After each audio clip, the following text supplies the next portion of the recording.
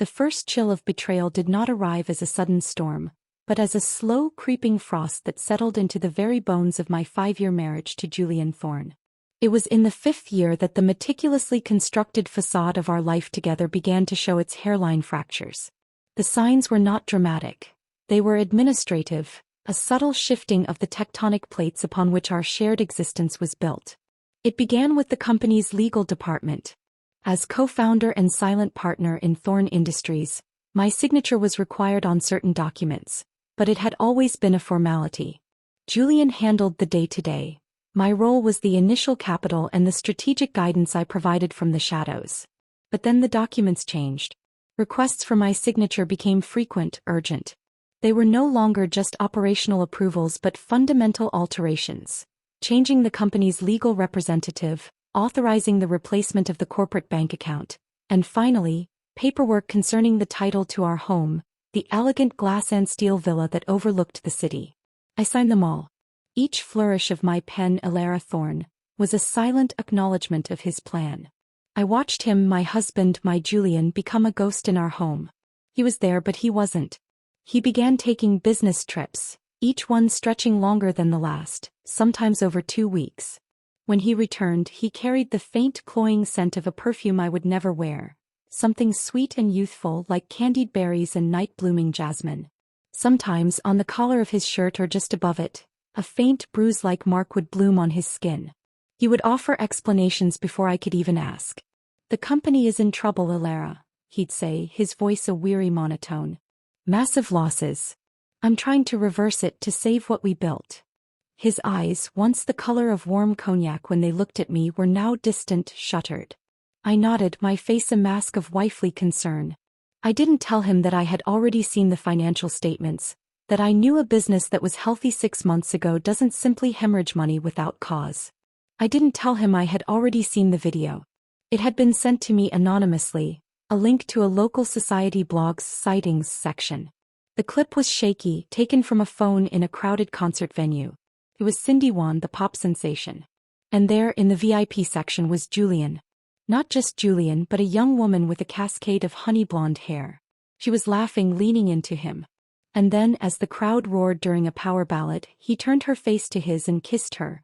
Not a chaste peck but a deep, intimate kiss that spoke of a familiar passion. The caption read, "Dashing CO Julian Thorne gets cozy with a mystery beauty. #power couple." The pain was a physical blow, a knife twisting deep in my gut. But I did not cry. I did not scream. I simply closed the browser and sat in the silence of my study, the silence of our cavernous home. I endured it. I endured the nights he chose to sleep in his study, the perfumed scent on his clothes, the coldness in his touch. I endured because 5 years of dating and 5 years of marriage create a tapestry too complex to simply rip apart. I still loved the man I thought he was, the man who had promised me a lifetime. The final confirmation came through my most discreet investment, a minority stake in a top-tier law firm, Sterling & Associates. It was a move born of my own mother's cautionary tales, a safety net. And it was through this channel that I learned Julian had retained one of their junior partners to draft a divorce agreement. I knew every detail. The lowball settlement he proposed, the frantic, irritable energy he brought to the meetings, and the exact date he planned to serve me the papers. The knowledge was a cold stone in my chest. He wanted a divorce. He was going to leave me for her. The life we had built, the dreams we had whispered in the dark, were to be discarded for a girl who liked loud concerts and sweet perfume. Panic, cold and sharp, seized me. I could not let it end like this. I would not be left. If he wanted a clean break, I would tether him to me with the strongest chain I could forge. A child. I had always been vehemently child-free. My own mother had died in obstructed labor, giving birth to my younger brother, a tragedy that had painted motherhood with a brush of fear and sacrifice. Julian had agreed eagerly in our early love-blinded days. But as we aged, his hints had become more persistent. "A little you running around wouldn't be so bad," he'd say. I had always shut him down, sometimes sharply, accusing him of betraying his promise. Now that very promise would be my weapon.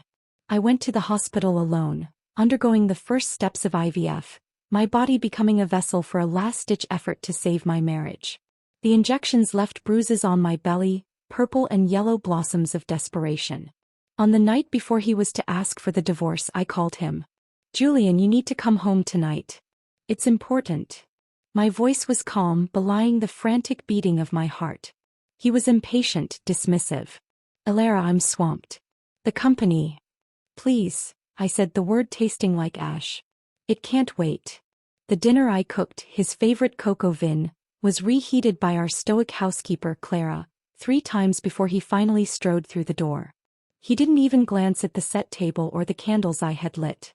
He saw me on the sofa, gave me a curt, cool nod and went straight into his study. I heard the shower run. He was dawdling, avoiding me. 2 hours later he finally emerged, dressed in sleep pants and a t-shirt, his hair damp. "Well," he said, his tone cold, efficient, the way he addressed underperforming managers. "You said it was important. What is it?" I said nothing. My heart was a drum against my ribs. I simply reached for the manila folder on the coffee table and calmly handed him the single sheet of paper inside. The prenatal confirmation slip. "I'm pregnant," I said, my voice barely a whisper. 2 weeks. The air left Julian's lungs in a sharp hiss. The veins on the back of his hand, clutching the slip, stood out like cords. I saw the war in his eyes. Shock, confusion, a flicker of something that might have been hope, and then a dawning, horrified understanding. He knew what this meant. He knew my history, my fears, my vehement declarations. This pregnancy was not a gift. It was a statement. It was a line drawn in the sand. He took several deep, ragged breaths, trying to find his composure. "Alara, thank you," he finally choked out. "Thank you for being willing to compromise, to have a child for me." Then he stood up so abruptly his knee slammed into the sharp corner of the glass coffee table. He didn't even flinch. "I'm sorry. This is just too much for me right now. I need to process this." Clutching the prenatal slip as if it were a lifeline, or a death sentence, he hurried back into his study and slammed the door shut. The sound echoed through the vast, silent living room. It was only then that I unclenched my own hand. The fruit fork I'd been holding had broken the skin of my palm. Blood, dark and red, welled up and dripped into my glass of water, swirling like a tiny, violent storm. That night, the faint, acrid scent of cigarette smoke seeped under my door. Julian had quit years ago for me.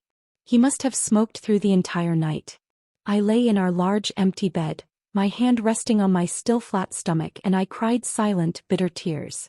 I had played my card. The game was now in his hands.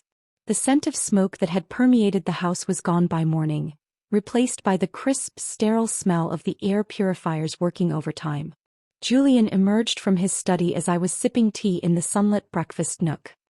He looked ravaged, his eyes shadowed and red-rimmed, his usually impeccable stubble grown into a rough shadow.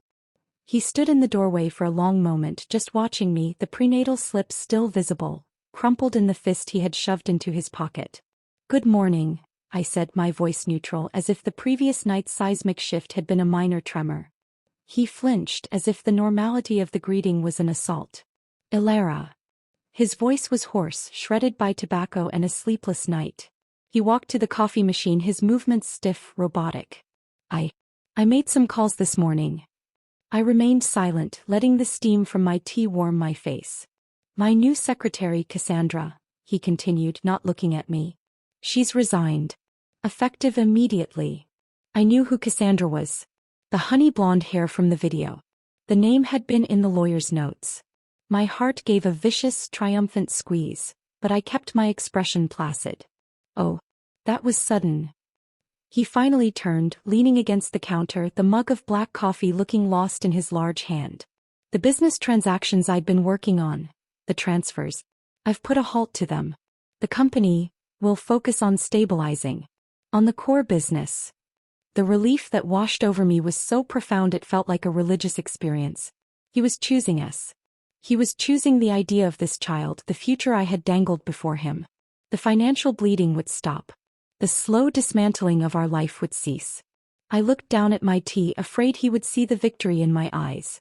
"That sounds prudent," I managed to say. Later that day, a formal email from HR confirmed the restructuring. Operations were returning to normal. Sitting at my desk, I rested a hand on my abdomen, on the tiny, unknowing cluster of cells that had already saved my world, and I wept. I cried for the love that had become a transaction, for the man who had to be blackmailed with parenthood into staying, for the sheer pathetic victory of it all.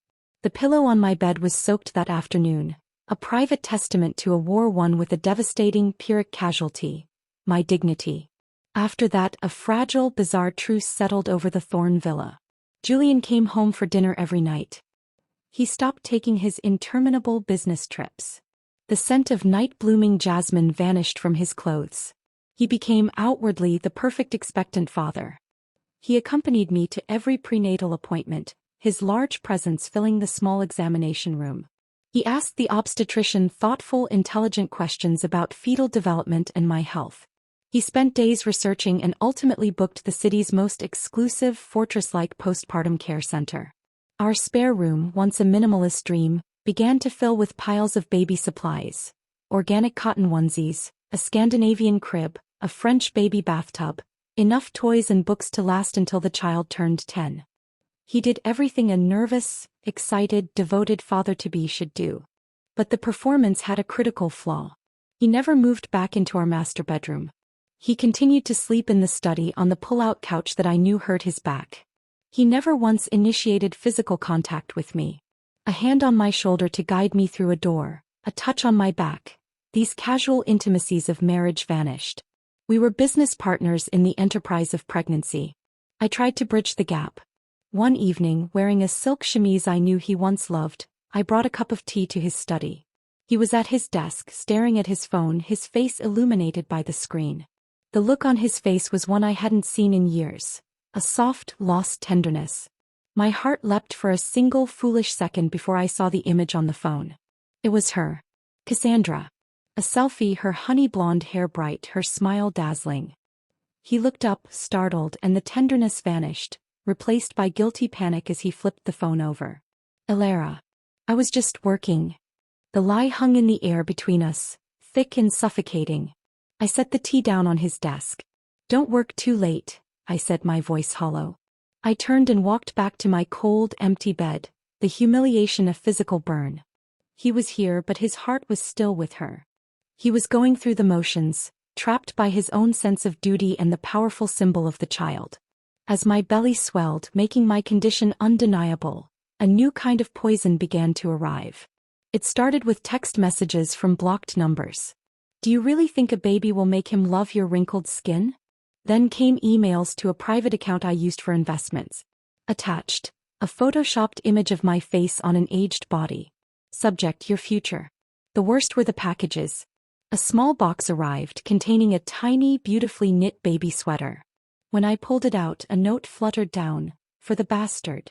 Another contained a USB drive. Against my better judgment, I plugged it in. It was a compilation of medical videos, graphic and horrifying, showing severely deformed newborns, set to a discordant, unsettling lullaby. I knew it was her. Cassandra. She was letting me know that she was still there, that his physical presence in the house meant nothing. She was the specter in our marriage, the third party in my pregnancy. I told no one. I deleted the emails, threw the packages away, and tried to bury the fear and rage they ignited. I read Buddhist scriptures my mother had loved. I studied the I Ching, seeking calm, stability, anything to protect the fragile life inside me from the toxicity of my own emotions. The doctor had been clear. At 35, with my history, my pregnancy was high risk. I had to avoid stress. For 6 months I endured. I built a wall of silence and pretense, pretending everything was fine for Julian, for the doctors, for the sake of the baby. Thought I was winning. I thought my endurance was strength. I was 6 months pregnant when the doorbell rang. Claire was out grocery shopping. Julian was upstairs in his study. Waddling slightly, I went to answer it. And there she was. Cassandra. In the flesh. She was even more striking in person, all youthful vitality and boldness. Her eyes, a bright, clear blue, swept over me from my face to my prominent belly, and a smirk touched her perfectly glossed lips. In her hand she held a thick, cream-colored envelope. Mrs. Thorne, she said, her voice sweet as poison. I have a delivery for Julian. Before I could speak, before I could even process her audacity, Julian came down the stairs. Elara, who is it? He stopped dead when he saw her. His face went pale, then flushed. A myriad of emotions flashed in his eyes. shock, guilt, and something that looked terrifyingly like longing. Cassandra's face transformed the moment she saw him. The smirk melted into a mask of tragic vulnerability. Her eyes welled with instant, convincing tears. "Julian," she breathed, his name a sob on her lips. She thrust the envelope at him. "Mr. Thorne," she corrected herself, her voice breaking with formal pain. "My wedding is tomorrow." She took a shaky breath, a single tear tracing a perfect path down her cheek. "If you ask me to stay, I'll cancel the entire engagement." She set the lavish invitation down on the hallway console, turned and fled down our driveway, her shoulders shaking with theatrical sobs. The entire performance had taken less than a minute. It was so brazen, so calculated, it left me speechless. Julian stood frozen, staring at the invitation as if it were a venomous snake. Then, as if released from a spell, he moved. His first instinct, his only instinct, was to run after her. "Julian." The word was ripped from me, laced with a panic I couldn't control. He didn't even look back. He was already at the door. A sharp, clamping pain seized my belly. Fear, pure and icy, shot through me. I clutched my stomach, my breath catching. "Julian, if you dare leave today," I cried out, my voice raw with a threat I never knew I possessed, "I'll go to the hospital and have this pregnancy terminated." He stopped. His back was to me, his shoulders tense. I saw him waver. I saw the conflict in the rigid line of his body. For a moment, a fleeting, desperate moment, I thought the threat of losing his child would anchor him to me. He half-turned, and the look on his face was not one of concern for me or our baby. It was one of pure, unadulterated pain and frustration. "Elara, for God's sake." And then he made his choice. He turned his back on me, on our child, and ran out the door after her. I stood alone in the grand foyer of our home, my hand pressed against the kicking life in my womb, watching the empty space where my husband had vanished. The pain in my belly intensified, a deep, ominous ache. I slid down the wall to the cold marble floor alone, as the first hot trickle of blood soaked through my maternity dress. The world narrowed to the cold marble beneath me and the hot, seeping warmth between my legs. The grand foyer of Thorne Villa, once a symbol of our shared success, felt like a vast, empty mausoleum. Distantly, I heard the squeal of tires as Julian's car sped away, chasing his crying mistress. The sound was a punctuation mark on the end of my marriage, on the end of my hope. The pain in my abdomen was no longer just an ache. It was a violent, twisting cramp. I fumbled for my phone, my fingers slick and trembling. The screen blurred as tears I hadn't even felt coming now fell freely. I didn't call Julian. What would be the point? He had made his choice, and it wasn't me. It wasn't our daughter. I dialed 911, my voice surprisingly steady as I gave the dispatcher my address. "I'm 6 months pregnant. I'm bleeding. I'm miscarrying." Saying the words aloud made them terrifyingly real. The ambulance arrived with a silent, efficient swiftness. Paramedics moved through our home with a professional detachment that felt like a blessing. They placed me on a gurney, their questions brief and clinical. As they wheeled me out, my gaze caught on the cream-colored wedding invitation, still sitting on the console table. A monument to her audacity and his betrayal. The ride to the hospital was a blur of sirens and concerned faces. The physical pain was immense, a rending feeling deep inside me, but it was nothing compared to the psychic shattering. The life I had fought so desperately to create, to use as an anchor, was slipping away. And the man who had helped create it was nowhere to be found. At the hospital it was confirmed. Placental abruption triggered by extreme stress. There was nothing they could do. My body, which I had subjected to injections and hormones, which I had tried so hard to protect with scriptures and forced calm, had finally rebelled against the toxicity of its environment. When the final terrible cramps subsided, and the awful hollow silence in my womb was all that remained, I lay in the sterile white bed, utterly empty. The nurses were kind, their eyes soft with pity. They asked if I had called my husband. I just shook my head, turning my face to the window where a gray dawn was breaking. The world outside was moving on. Mine had ended. For 5 days I stayed in that hospital room. No flowers came. No calls. My phone was silent except for one notification. A change to our joint banking app.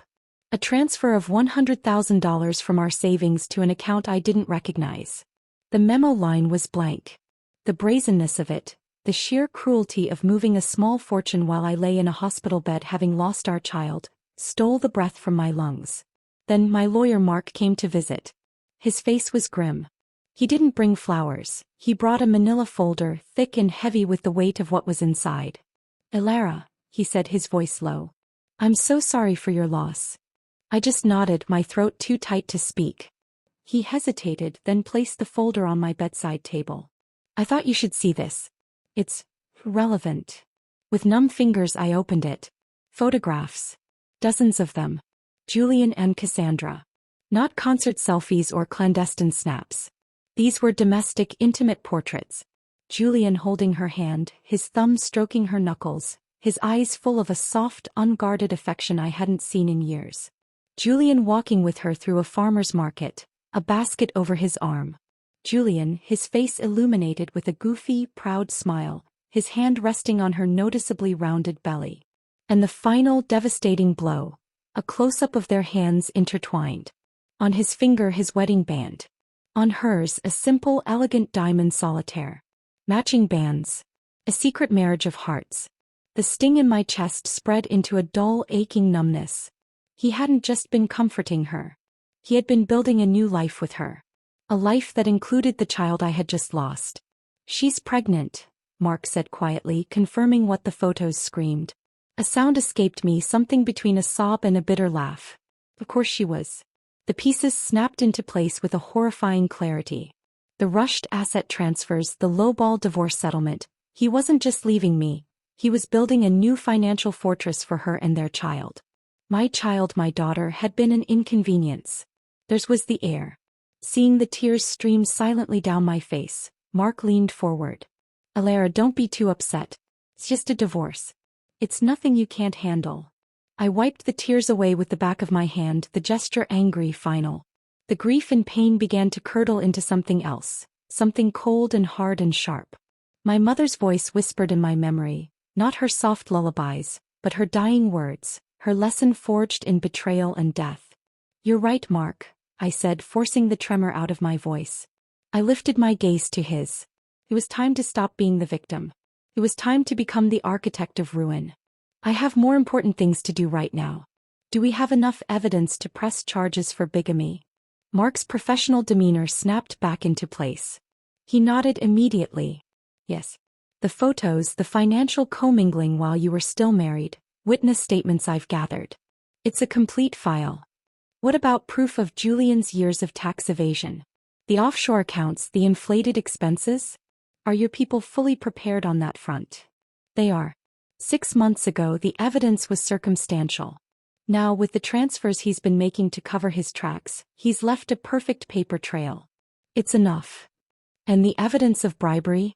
The payments to the city planning committee for the Northridge project?" "All in place," he replied without hesitation.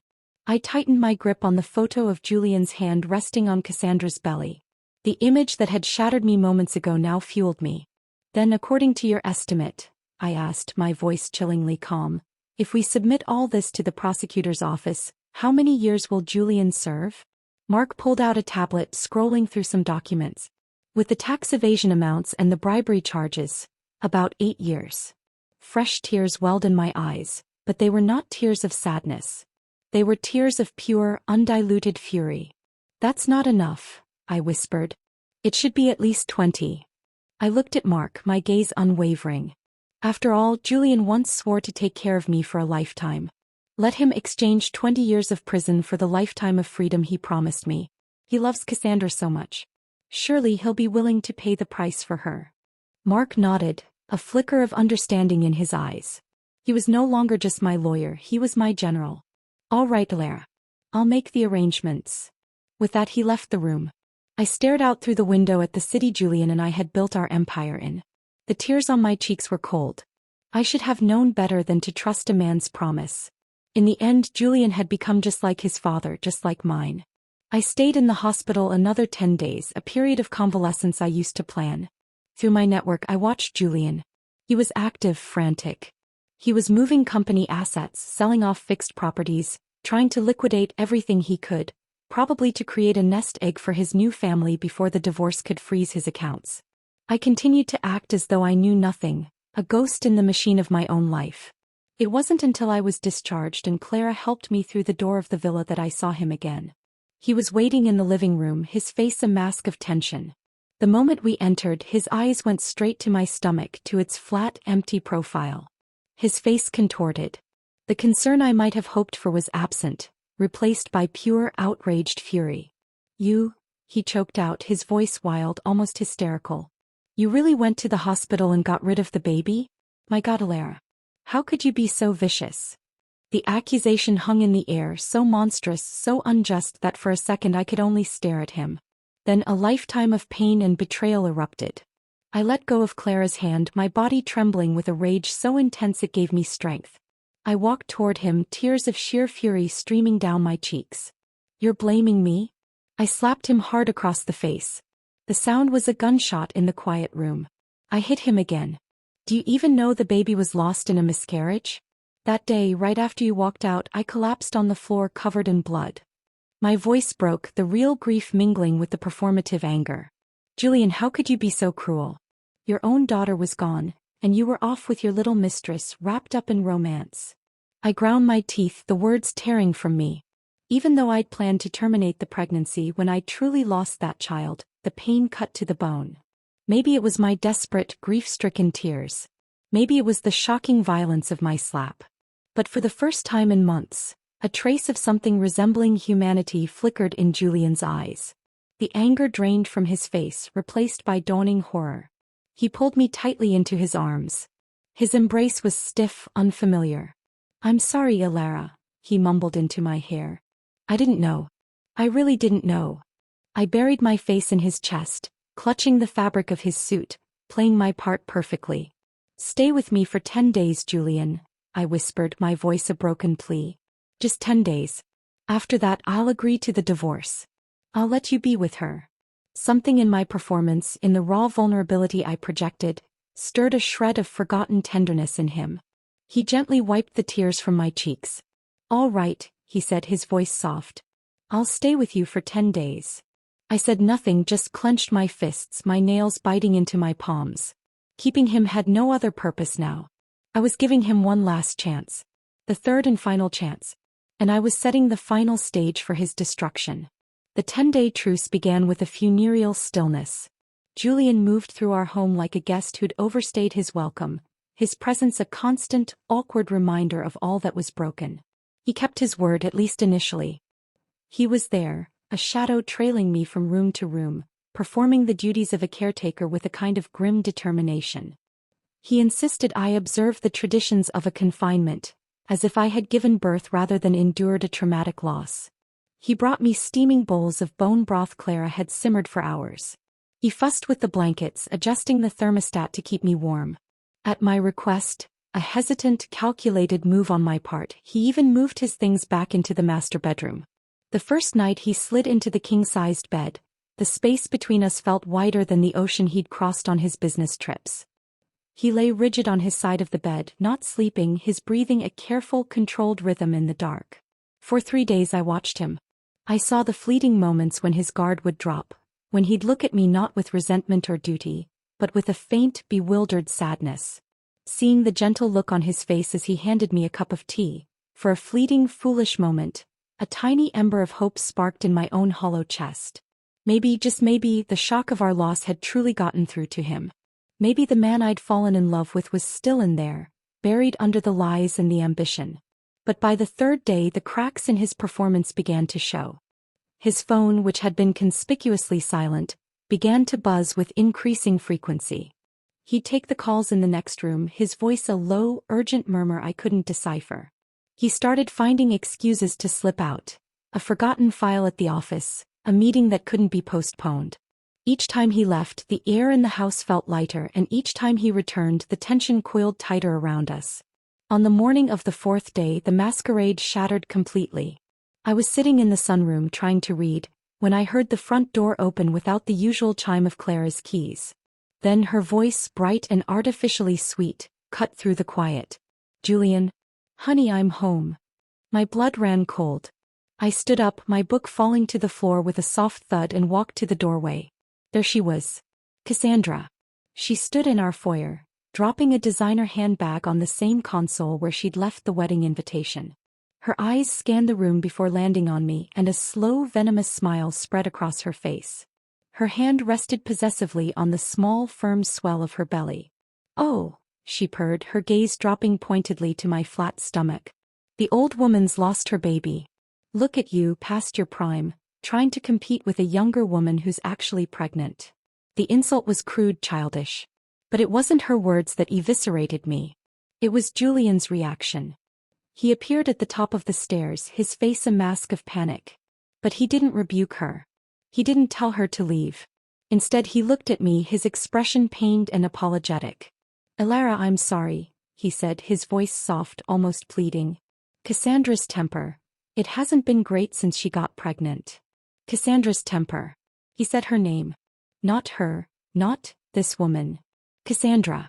And the way he said it, with that soft, intimate, exasperated tone, the tone a husband uses for a beloved hormonal wife, it was a dagger to my heart.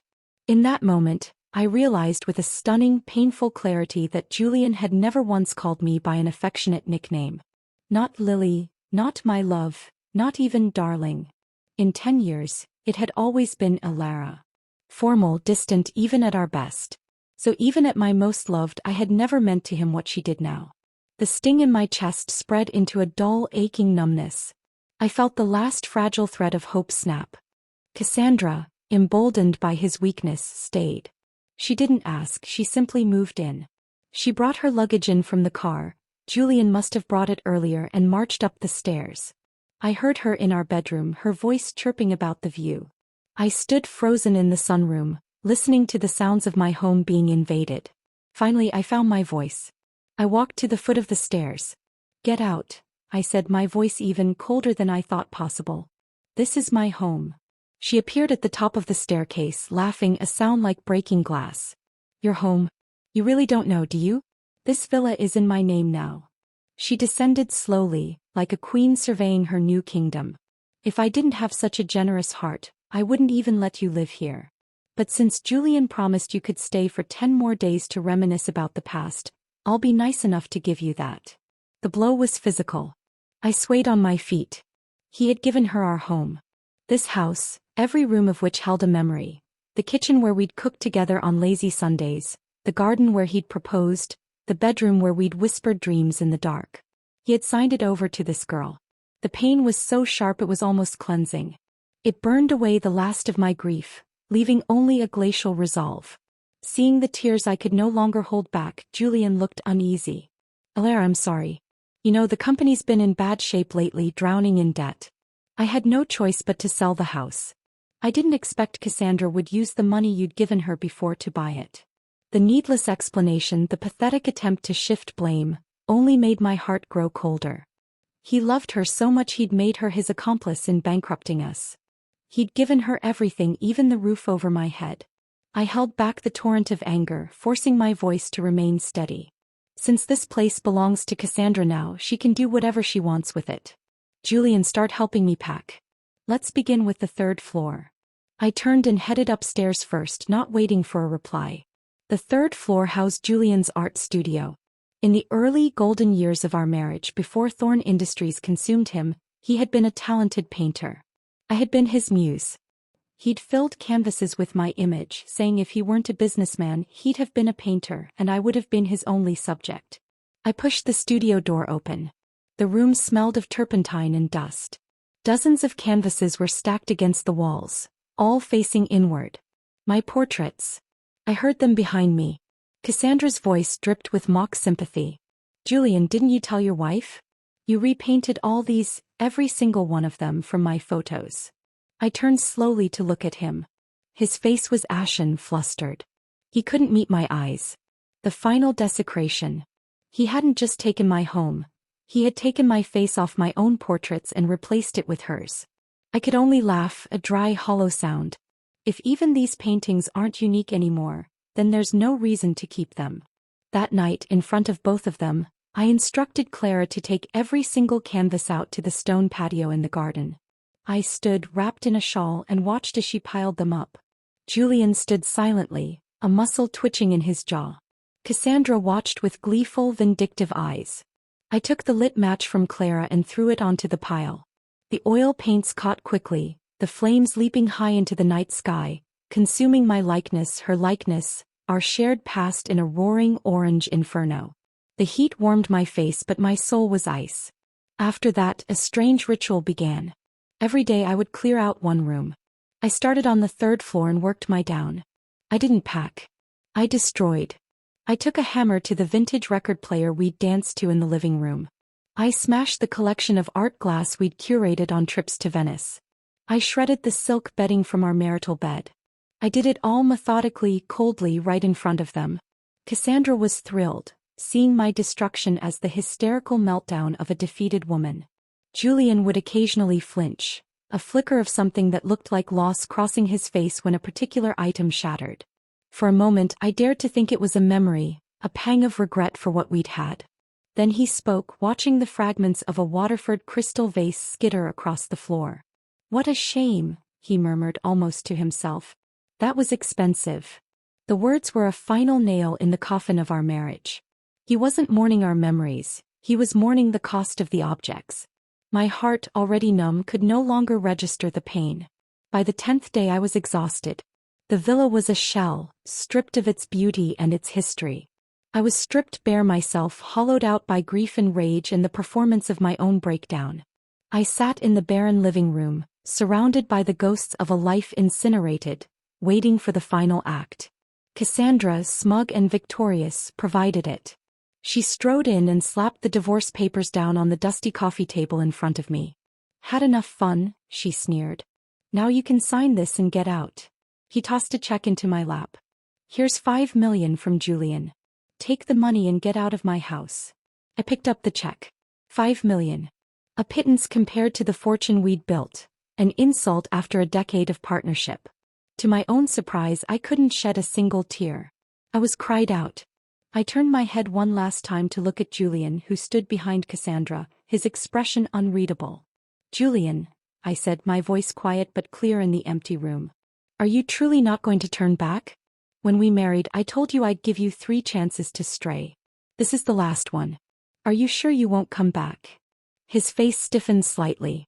But before he could form a word, Cassandra, enraged by my mere address to him, snatched up a steaming cup of tea from the table and hurled it at my face. The liquid scalded my skin. "You dare try to seduce my husband in front of me?" she shrieked. She turned on Julian. "Don't forget I'm carrying your son." She emphasized the word heavily. "Son." And I thought of the daughter I had lost. Of course. No wonder he had chosen without hesitation. The burn on my face was nothing. I stood up calmly, picked up the pen and signed the divorce papers. Then I took the $5 million check and slowly, deliberately tore it into pieces. I let the fragments flutter to the floor like confetti. "Thank you, Julian," I said, my voice devoid of all emotion. "For at least not leaving me in debt after this divorce. I don't want the 5 million. I'll walk away with nothing." With that, I turned and walked out of the home I had lived in for 7 years. I took nothing with me. Not a single photograph, not a piece of jewelry. Just the clothes on my back and the cold, hard certainty of what came next. Perhaps it was the hopeless calm on my face that startled him. Julian ran after me, catching me just outside the front door. "Alara, if you don't take the money, how will you live? Just listen to me. Don't." I hadn't expected the last words he would ever say to me as his wife to be him telling me don't. My eyes welled up for the last time because of him. "Julian, you make me feel like even hating you would be a waste of my time." He reached out to grab my arm, but before he could, a black sedan pulled up. 2 men in sharp, dark suits emerged. They were not debt collectors. They had the grim, official bearing of the federal government. "Julian Thorne," one said, his voice cold, impersonal. "We're with the Financial Crimes Bureau. We've received a report and compiled evidence of systematic tax evasion and bribery. You need to come with us." Julian's eyes went wide with shock. "Who reported me? I've never evaded taxes." I took a deep breath, the cool air feeling clean in my lungs for the first time in months. "I did." His whole body jolted. He stared at me, his face a perfect mask of stunned, utter betrayal. But I didn't even glance at him again. I turned and walked away down the driveway as the metallic click of handcuffs echoed behind me, followed by his scream, my name desperate and raw, just as mine had been the day I begged him to stay. That day he hadn't stayed for me. And today I wouldn't spare him. The sound of the car door closing behind me was the most profound silence I had ever heard. It shut out Julian's screaming, Cassandra's shrill questions from the doorway, the entire toxic spectacle of my former life. I didn't look back. I slid into the waiting town car I had prearranged, and as it pulled away from the curb, I didn't watch Thorn Villa disappear in the rearview mirror. I looked straight ahead. My lawyer, Mark, was waiting for me at a discreet, anonymous office suite downtown. He handed me a new set of keys and a file folder. It's done. The warrant was executed simultaneously at his office. They're seizing all electronic records. The prosecutor is very interested. I took the keys. They were to a modern, secure apartment in a building I owned through a shell company, a property never touched by my life with Julian. A fresh start bought with my own cunning, not his money. And the villa? I asked, my voice flat. Frozen as an asset. She's not going anywhere for a while. The divorce proceedings are also stayed pending the criminal investigation. A small, cold smile touched my lips. Cassandra wasn't just evicted. She was trapped in a gilded cage under siege by the federal government. The poetic justice was exquisite. The next few days were a whirlwind of quiet activity. Julian, denied bail due to the severity of the charges and the flight risk his wealth represented, was remanded to the county detention center. The news hit the business world like a bomb. Thorn Industries' stock plummeted. The vultures circled. And the phone began to ring. First it was Julian's mother. Her calls started as worried inquiries, then became tearful, desperate pleas. Alara, please, you have to help him. You know Julian, he's impulsive, he's not a criminal. They're saying such terrible things. You're his wife, you can testify to his character.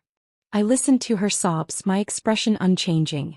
When her hysteria reached a peak, I spoke, my voice calm and clear as cut glass. I was his wife. And I'm the one who reported him, Eleanor. The silence on the other end was absolute. He killed the child I was carrying, I continued, the words deliberate and sharp. This is the punishment he deserves. Then I sent her the video. The security footage from the ambulance retrieved by Mark. It showed me, pale and ghostly, covered in blood, my face contorted in pain as paramedics worked frantically over me. The raw, unedited truth of the consequence of her son's choice. She never contacted me again. What truly surprised me was Jessica. Not Cassandra. Jessica. The name from the legal documents, her real name, a bland and ordinary mask for a viper. She showed up at the gate of my new building 2 weeks later. I saw her on the security monitor, her face puffy from crying, her designer clothes rumpled. She looked young, vulnerable, and utterly lost.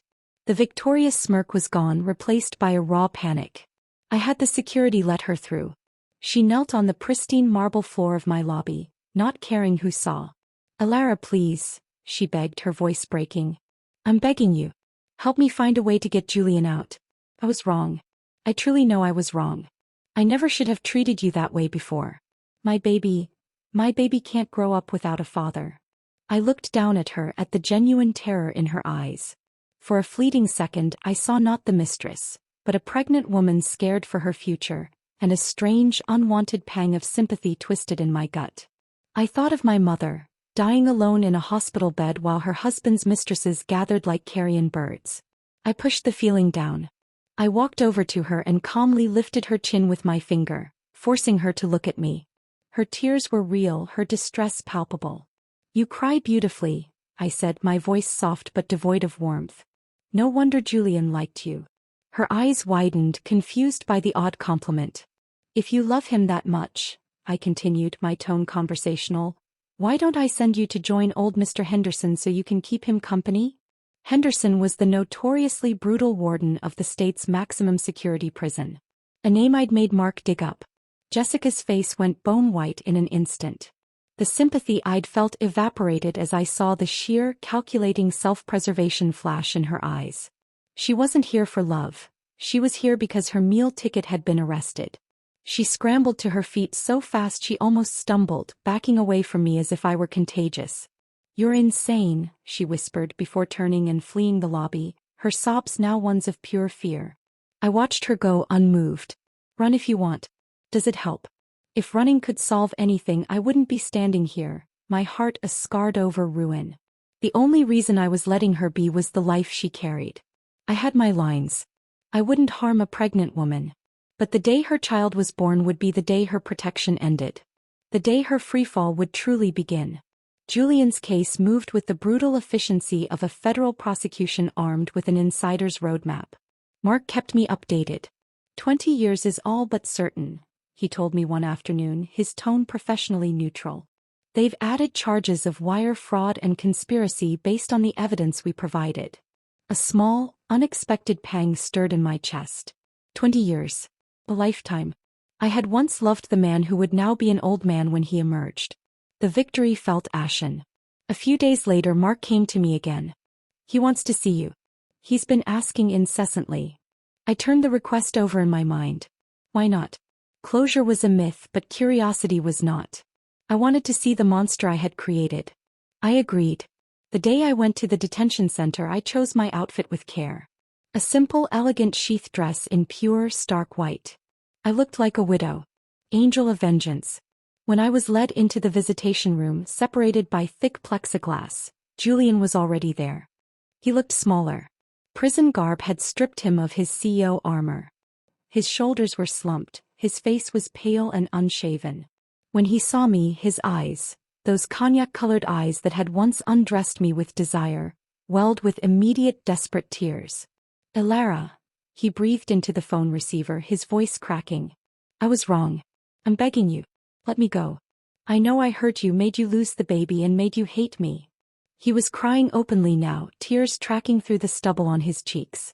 In here, every day I dream about when we first started dating. You always wore white then. I thought you looked like an angel, so beautiful. Even when you were cold to me, I loved you desperately. I listened to his performance, this pathetic last-ditch attempt at manipulation. He was weaving a romance that had never existed, trying to appeal to a sentimentality I no longer possessed. When he paused for breath, I spoke calmly into the receiver. Julian, when I was with you, I never wore white. He blinked, confused. What? I thought our love was beautiful, and I didn't want to taint it with a color of purity and innocence. Felt like a lie. I mostly wore red. Or pink. The only reason I'm wearing white today, I said, leaning slightly closer to the glass, is because I'm here to attend your funeral in advance. You're facing 20 years. You might never get out. So think of this as me holding your service early. The fear that flashed in his eyes was genuine this time. The carefully constructed tenderness shattered, twisting into pure, unvarnished hysteria. He slammed his hand against the plexiglass. Elara, are you even human? He screamed, his voice breaking with pain and fury. We were together for 10 years. 5 dating, 5 married. Even if we divorced, we should have parted on good terms. But you sent me to prison. All these years, I never hid anything from you, and you still struck at me from the shadows. I looked at his contorted, furious face, a mirror of my own pain from months ago. Julian, have you noticed? I said evenly. Your face right now looks exactly like mine did the last time I begged you. When I cried and called you to come home for dinner, when I cried and told you I missed you. That was the look on my face then. And you're wearing the exact same look now. Cold, merciless, not caring at all about the years we spent together. I let that hang in the air between us. You've been calling me vicious, but what exactly have I done that's so vicious? You're the one who broke the law. I didn't hold a gun to your head. I just did my duty as a good citizen and reported your crimes. You, on the other hand, had affairs, got another woman pregnant, and tried to secretly transfer assets behind my back. You have at least 100 million in assets, but you were only willing to leave me 5. You thought your business acumen made you cleverer than me. But Julian, I loved you. I wasn't stupid. His face was ashen. If you felt the settlement was too little, you could have told me, he pleaded, a last grasp at a logical world that no longer existed. Why go as far as sending me to prison? I let out a sharp, bitter laugh that echoed in the phone receiver. If I told you, would you have listened? Your heart was already gone. You always thought the company was yours alone. But did you forget the startup capital came from me? When you were broke, I stood by you. If you had fallen for another woman and just admitted your mistake, if you'd even been a little less ruthless, I would never have been this cruel to you. I finished, the well of my anger finally running dry. I stood to leave. But as I turned, Julian suddenly broke down completely, sobbing, his forehead pressed against the glass. Alaire, I was wrong. I'm sincerely apologizing this time. Please, I'm begging you. His voice was a ragged whisper. Don't hurt Jessica. Do whatever you want to me, but please don't hurt her or the baby she's carrying. I stopped. And a sudden icy laugh slipped out. I turned back, reached into my bag and pulled out a single sheet of paper. I held it up to the glass. It was a medical report, expertly forged by Mark's contacts. This is your examination report from 6 months ago, Julian. I watched his eyes scan the page, seeing his basic health data and then the urology results. The line was highlighted in yellow. Sperm motility, 0%. Azoospermia. His eyes widened in horror, his hands beginning to tremble against the glass. He stared at me, his face a mask of dawning, terrified understanding. I looked at him steadily, my voice dropping to a deadly whisper. Julian, you really are a fool. Did you truly think Jessica loved you? She's only after your money and a higher status. I let the implication hang in the air for a beat. The baby I was carrying was conceived with sperm you froze 5 years ago. Unfortunately, you were the one who killed your last child. Without another glance at his shattered, petrified expression, I hung up the phone and walked out. I left him there in that sterile visiting room, with a lie that would fester in his mind like a cancer. A final, perfect revenge for a man who valued bloodlines and legacy above all else. Outside, Mark was waiting. He gave me a surprised, questioning look. Alaire, you should have given me that report earlier. We could have. I smiled faintly, the first real expression I'd felt all day. It's a fake, Mark. His eyes went wide with shock. Don't be so surprised, I said, walking toward the exit. It's not going to court. As long as Julian believes it, it's real. And Julian, in his desperate, guilty state, had believed it completely. The seed of destruction was planted. Now I just had to wait for it to bear its bitter fruit. The lie took root with a vicious speed I hadn't fully anticipated. I had planted a seed of doubt in a mind already fractured by prison, fear, and guilt. I had given Julian a target for his rage that wasn't me. The news reached me through Mark just 2 days after my visit. His contact within the detention center reported a change in Julian. He had become withdrawn, then agitated, muttering to himself. He had made a series of frantic, monitored phone calls, his voice escalating into furious, incomprehensible threats directed at Jessica.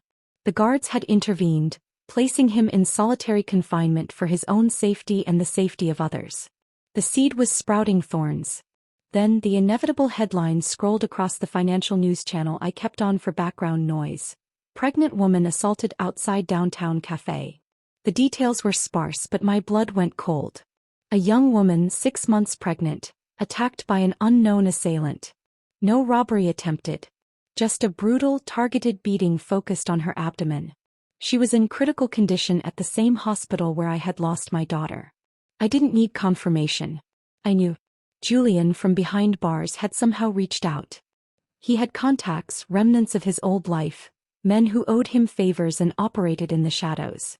He had given the order. The thought that had festered in his cell, that the child wasn't his, that he had been played for a fool, had metastasized into a violent, grotesque command. A cold nausea washed over me. I had wanted revenge, a calculated, legal dismantling of his life. I had not wanted this. I had not wanted a child, any child, to be harmed.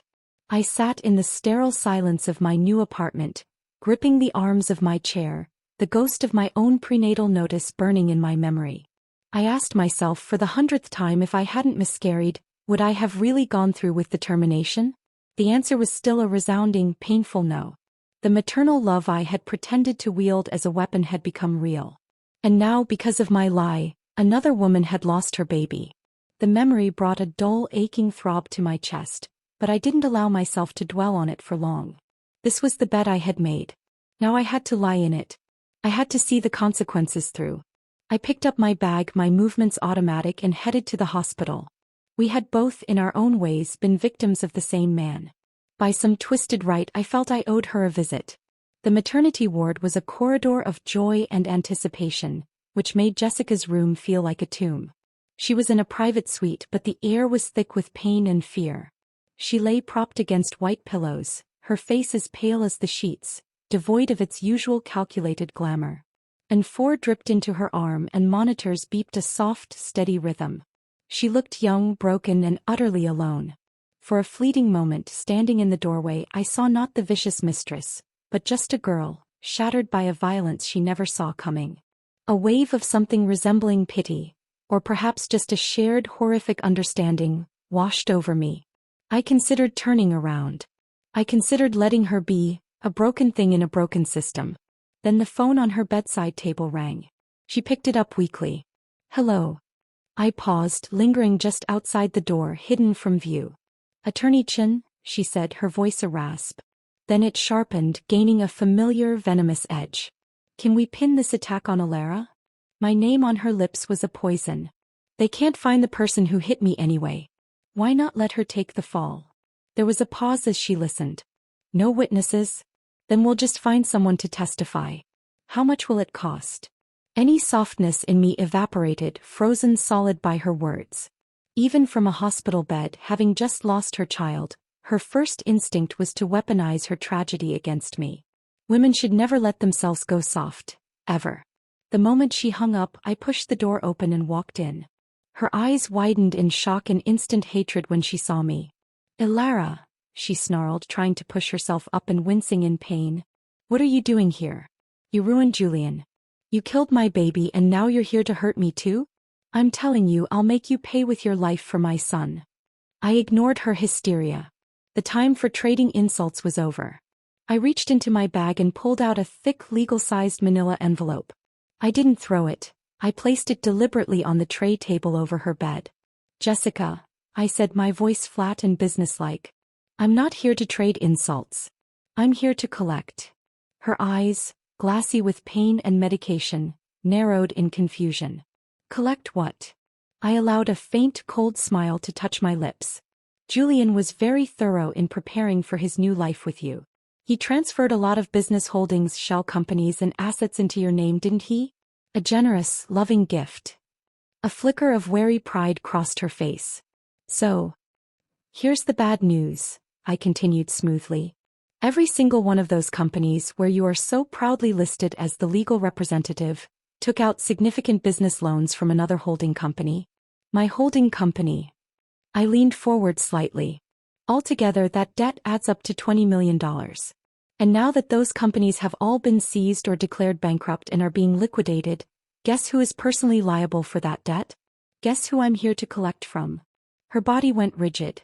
The color drained completely from her face, leaving her a terrifying shade of gray. She struggled against the pain, her mind visibly racing, trying to find a loophole that didn't exist. That's not possible," she whispered, her voice trembling. I kept smiling, a predator's smile. "Jessica, you really are naive. Do you know the real reason Julian put all those failing assets under your name?" I let the question hang, watching the dawning horror in her eyes. "He knew the business was failing. He knew the debts were insurmountable. He needed a scapegoat. He was protecting his real assets, the ones he'd hidden from me because of our history. You were never the beneficiary, Jessica. You were the fall guy." Her pupils contracted to pinpricks. "Impossible," she breathed, but the conviction was gone from her voice, replaced by a terrified uncertainty. "Julian would never do that to me. He loves me." I looked at her terrified expression, this girl who had thought her beauty and pregnancy were a trump card. "Do you know who made you lose that baby?" I asked, my voice dropping to a whisper. She stared at me, uncomprehending. "It was Julian," I said, each word a hammer blow. "He promised me that once things between you two were solid, once he was sure you were trapped by the debt and the legal mess, he would get rid of the problem you were carrying. He never wanted a child with you. He only wanted an heir with me." With that, I pulled out the final fabricated piece of evidence. A grainy long-lens photograph. It showed Julian in his car talking to a hulking, shadowy figure. The figure was the same one described in the police report of her assault. The photo was a masterful fake created by Mark's digital forger, but in her vulnerable, medicated state, it was all the proof she would need. "He hired him," I said softly, placing the photo on top of the debt documents. Jessica's face went from gray to a sickly greenish-white. She made a small, choked sound in the back of her throat. I gave her one last calm smile, then turned and left the ward. So much for love until death. As long as the misunderstanding between two people is big enough, there's no such thing as love that lasts forever. Gaining love is hard, but destroying it is far too easy. I had barely stepped out of the room when I heard the heart monitor beside her bed begin to shriek an alarm, its beeping frantic and urgent. Her wail echoed down the sterile hall, a raw sound of utter devastation and betrayal. I didn't look back. I just smiled to myself, a cold, hollow feeling in my chest. Serves you right, I thought. After all, I had lost my child in exactly the same way, because of Julian's choices. Jessica was rushed into emergency surgery for massive hemorrhaging that day. The physical and psychological blow had been too much. I read the report later. She would survive, but she would never have children again. A few days after that, Julian's sentence was handed down. 20 years, just as Mark had predicted. I went to the courthouse for the sentencing, a silent observer in the gallery. When he was led in shackled, he saw me. His face, already defeated, completely crumpled. He broke down, crying so hard his entire body shook, great heaving sobs that echoed in the quiet courtroom. He looked just like my father had all those years ago, a man facing the consequences of his own monstrous ego. During the brief family visitation after the verdict, he grabbed my hand through the bars, his grip desperate. "Alara," he choked out, his voice raw. "If I hadn't cheated, would we have been okay?" I looked at our joined hands, at the man who had been my entire world. I shook my head slowly. "Julian, even if you had cheated, we still could have been okay. When we got married, I promised you I'd allow you 3 chances to stray in this marriage. I endured and endured, hoped and hoped. I just kept hoping you'd come back to our family." My voice hardened. "But in the end, I forced myself to be brave enough to carry your child, and you still angered me to the point of losing it. So Julian, don't call me heartless." I had nowhere left to go. Hearing my words, he cried even harder, his head bowed. I'm sorry, Lara. I must have been out of my mind. I wronged you." Looking at him, so broken, so pathetic, I still couldn't understand. If you were going to feel this guilty, why hurt me in the first place? That very day, after leaving the detention center, I set the final wheels in motion. I had Jessica, fresh out of the hospital and utterly broken, brought straight into civil court. I demanded not only that she return all the property Julian had fraudulently transferred to her, but that she assume the $20 million of debt he had left in her name. She had no fight left. The court, presented with the damning evidence of the transfers and loans, ruled in my favor. Jessica couldn't repay a cent. She was labeled a defaulter, her credit destroyed forever. I then sold her debt for the paltry sum of $10 million to a notoriously aggressive collections agency. The money itself was irrelevant. I donated it to a fund for victims of financial abuse. What mattered were my private instructions to the agency's director. "I don't just want the money," I told him. "I want her to be reminded. Not violently. Just persistently. Letters, calls, legal notices. I want her to feel the weight of that debt every day for the next 20 years. Make her life miserable from time to time." After all, for a woman who had claimed to love Julian so deeply, it was only fitting she remained faithfully tied to the ruins of his legacy for as long as he was in prison. The final piece of the puzzle clicked into place a week later. Mark came to see me, his expression unreadable. "There was an incident at the prison," he said without preamble. "Julian was attacked. Another inmate. It wasn't serious, just a few bruises, but it shook him up. During the mediation he was ranting. About the baby. About it not being his. He kept saying your name. So the lie was still eating him from the inside out. Good. Let it." The prison psychologist requested his full medical history, Mark continued. "They're trying to assess his state of mind." The request went to his old doctor. I went very still. I knew what was coming. The doctor's records show a standard physical 8 months ago. Everything was normal, including his sperm count. Mark paused, letting the implication hang in the air. "The report you showed him was a forgery, Alara. The prison authorities now know that. And Julian will be told." The air left my lungs. He would know. He would know that I had lied. That the child was his. That he had ordered the death of his own son based on a fabrication. The punishment I had devised for him was now complete. It was no longer 20 years in a cell. It was an eternity in the hell of his own guilt and self-loathing. It was perfect. It was monstrous. I looked at Mark and for the first time, I saw a flicker of something in his eyes. Not disapproval but a kind of odd fear. He had helped me orchestrate this, but I don't think he ever truly believed the depths we would reach. "What will you do?" he asked quietly. What was left to do? I had annihilated my husband. I had destroyed his mistress. I had avenged my mother and my daughter. I had won. "There's nothing left for me here," I said, my voice sounding distant to my own ears. "This place is already a wasteland." I began to pack that very afternoon. The process was simple. I had no sentimental attachments to anything in the apartment. It was all new, bought for a persona that was already fading. I booked a first-class ticket to Switzerland, a country known for its neutrality and its impenetrable banks. A place to disappear. In the days before my flight, I took one last drive. I passed by the charred remains of Thorn Villa. The garden where I'd burned the paintings was now just a patch of blackened earth. I drove past the courthouse, the hospital, the offices of Thorn Industries, now under new management. Each location was a tombstone for a part of my life. My last stop was the cemetery. I hadn't visited my daughter's grave since the small private service Mark had arranged. I hadn't been able to bear it. She was buried in a quiet corner next to my mother. The headstone was small, simple. Just read, "Baby girl Thorn. Loved and wanted." I knelt on the cold grass, the truth I had denied even to myself finally breaking through. I had wanted her. Not as a tool, not as a weapon. I had wanted her. The tears that came now were not of anger or vengeance. They were of pure, unadulterated grief. For her. For me. For the love that had curdled into this toxic, devastating thing. "I'm so sorry," I whispered to the cold stone, my words carried away by the wind. "I'm so sorry I couldn't protect you." I stayed there until the sky began to darken, until the grief had hollowed me out once more, leaving me empty and clean. I had mourned. It was the only honest thing I had done in a year. The day of my departure was bright and clear. I dressed simply. I had one suitcase.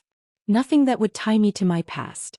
At the airport, standing in the first-class lounge, I looked out at the plane that would carry me away. Mark had come to see me off. He handed me a final envelope. "Your new identity. Passport, driver's license, bank cards. It's all there. You're Eleanor Shaw now." I took the envelope. Eleanor. My mother's name. It felt right. "And him?" I asked, though I wasn't sure I wanted to know.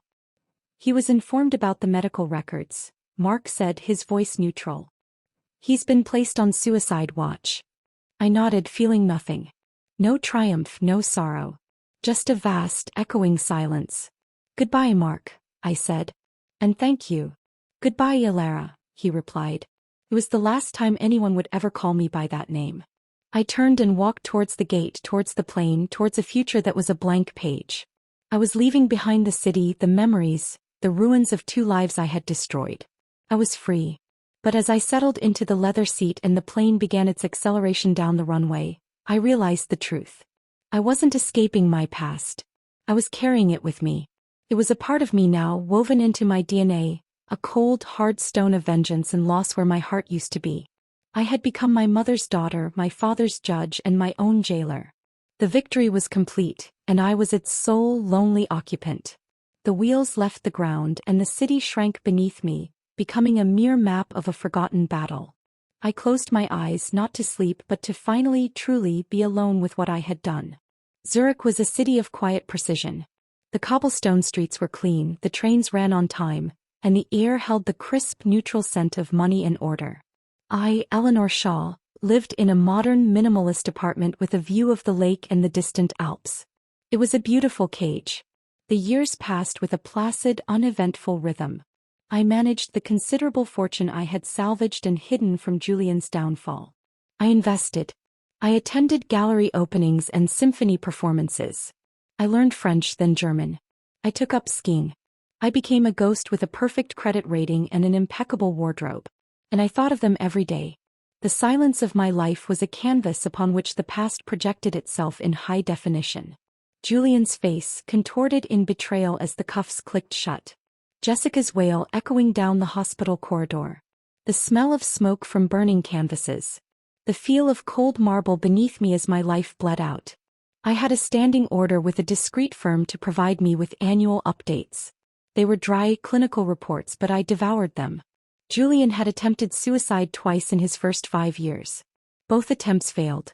The reports noted he had become a model prisoner after that, withdrawn and silent, working in the library. He had no visitors. His mother had died a year after his incarceration. The report was a single line.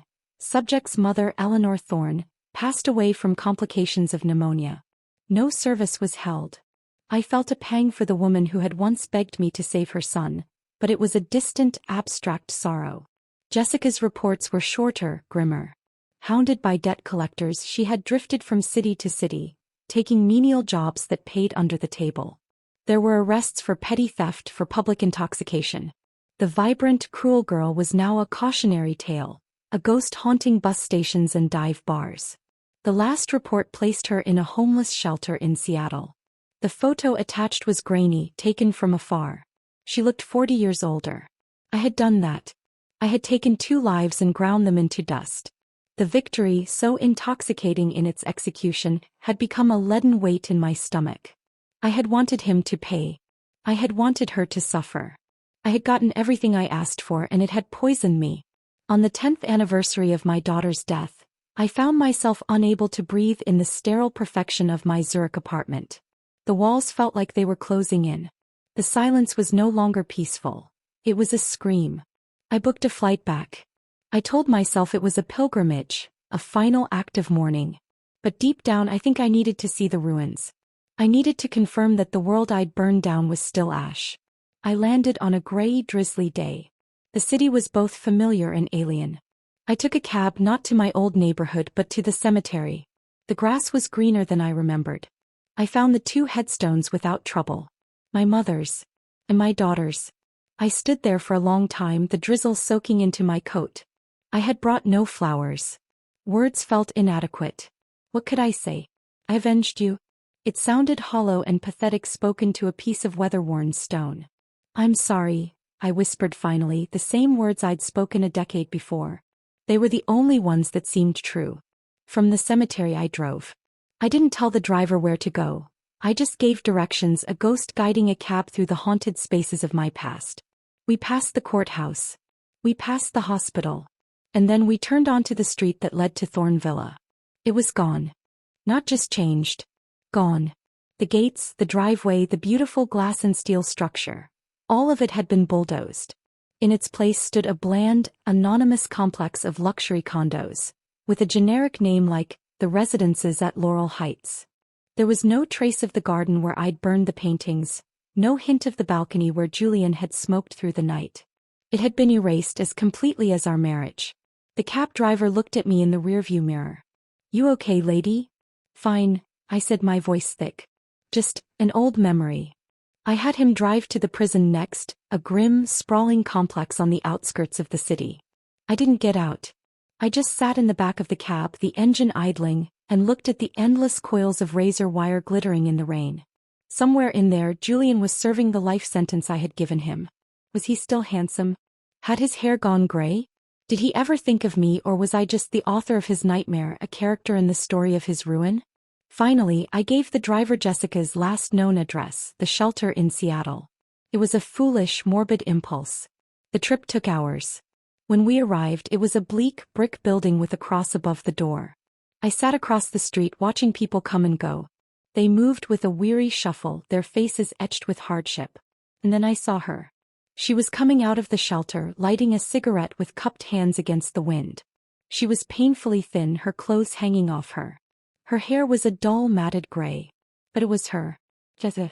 She leaned against the brick wall, smoking with a deep, desperate hunger, her eyes scanning the street with a feral wariness. She looked nothing like the girl who had sashayed into my home. She looked like a casualty of war. I told the driver to wait. I got out of the cab and crossed the street. She watched me approach, her eyes narrowing. There was no recognition in them, only a defensive hostility. I was just another well-dressed woman from a world she no longer belonged to. Spare some change, she mumbled, the words automatic. I stopped a few feet from her. Up close, I could see the lines on her face, the yellow tinge to her eyes. The scent of unwashed hair and cheap wine wafted from her. Jessica, I said softly. Her head jerked up. My use of her name sparked something. She peered at me, confusion clouding her gaze. And then slowly a dawning horror. The eyes. She recognized my eyes. Her cigarette fell from her fingers. She took a stumbling step backward, pressing herself against the wall as if she could melt through it. Her mouth worked, but no sound came out. The fear on her face was absolute, animalistic. She thought I'd come to finish the job. I saw it all then. The full, devastating cost of my revenge. It wasn't just prison sentences and repossessed homes. It was this. A human being reduced to a trembling wreck at the sound of her own name. I had wanted to destroy her, and I had succeeded beyond my darkest imaginings. I felt no satisfaction. Only a shame so profound it made me lightheaded. I reached into my purse. Not for a card, not for a threat. I pulled out all the cash I had, a thick wad of Swiss francs and American dollars. I stepped forward and gently took her hand. It was cold and rough. She flinched at my touch but didn't pull away, her eyes wide with terror and confusion. I placed the money in her palm and closed her fingers around it. "I'm sorry," I said again. The only words I seemed capable of. Then I turned and walked quickly back to the waiting cab. I didn't look back. I couldn't. As the car pulled away, I caught a final glimpse of her in the side mirror. She was still standing against the wall, staring at the money in her hand as if it were a venomous snake, her body shaking with silent sobs. I returned to Zurich the next day. The flight was a blur. My elegant apartment felt more like a tomb than ever.